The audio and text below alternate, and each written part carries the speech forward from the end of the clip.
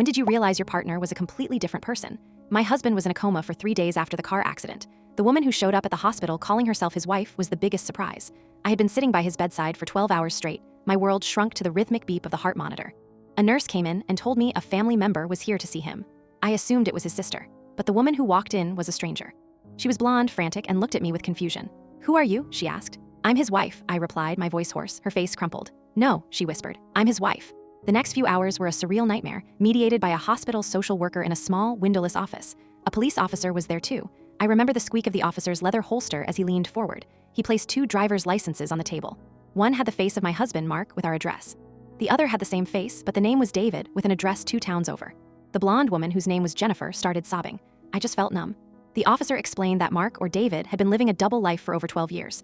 He was a regional sales manager, a job that required constant travel. It turns out his business trips were just him rotating between his 2 lives. He had 2 houses, 2 cars, 2 sets of friends. We even had the same wedding anniversary, a sick, sentimental detail that made me want to be sick. The officer asked me questions, and the small inconsistencies that I had brushed aside for years suddenly clicked into place. The second phone he claimed was for work.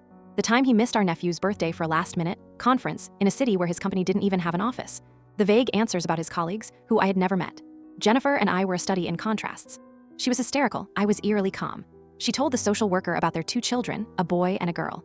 I felt the air leave my lungs. We had been trying for a baby for the last 5 years, with multiple rounds of failed fertility treatments that he had claimed we could barely afford. He had a whole other family. The man I had shared a bed with, the man who held me when the fertility treatments failed, was a complete stranger. When he finally woke up from the coma, we were both there, standing on opposite sides of the bed. The confusion in his eyes when he saw us together was the only genuine thing I had seen from him in years. I didn't yell. I didn't cry. I just looked at him and felt nothing but a vast, empty space where my love for him used to be.